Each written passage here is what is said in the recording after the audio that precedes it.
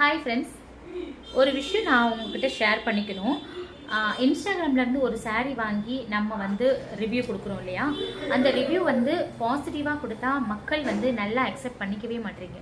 அதாவது நீங்கள் அவங்களுக்கு சப்போர்ட் பண்ணுறீங்க, இந்த கம்ப்ளைண்ட் இருக்கே நீங்கள் ஏன் சொல்லலை, துணி நல்லாவே எங்களுக்கு வரல ஆனால் உங்களுக்கு நல்லா இருக்குன்னு சொல்கிறீங்க, அவங்களுக்கு சப்போர்ட் பண்ணுறீங்க, அந்த மாதிரியெல்லாம் கமெண்ட் வருது.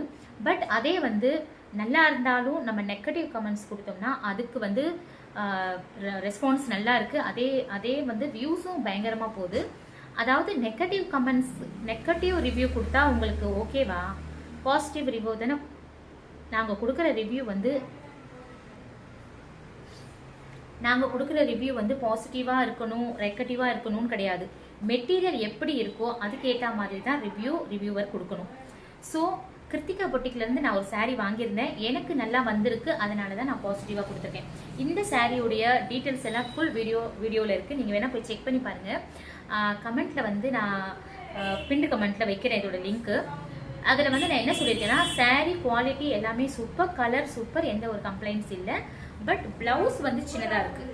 ப்ளவுஸ் நமக்கு பத்தாது. 65 நான் மெஷர்மெண்ட் எடுத்தே நான் உங்களுக்கு சொன்னேன், 65 சென்டிமீட்டர் தான் இருக்குது. அண்ட் ப்ளவுஸ் வந்து சின்னதாக இருக்குது. அதே மாதிரி கிருத்திகாவுக்கும் நான் மெசேஜ் பண்ணிவிட்டேன், ஓகேங்களா? ஆனால் வந்து எப்போவுமே ஒரு இன்ஸ்டாகிராம்லேருந்து வாங்கின சாரீ அவங்கள பற்றி அசிங்கமாக பேசி அவங்களோட நெகட்டிவ் ரிவ்யூ கொடுத்தா மட்டும் நல்ல சூப்பராக வியூஸ் போகுது. அதே மாதிரி கமெண்ட் பயங்கரமாக போடுறீங்க. நம்ம எல்லாருமே வந்து ஒரே தான் ஒஸ்ட்டுன்னு சொல்ல முடியாது.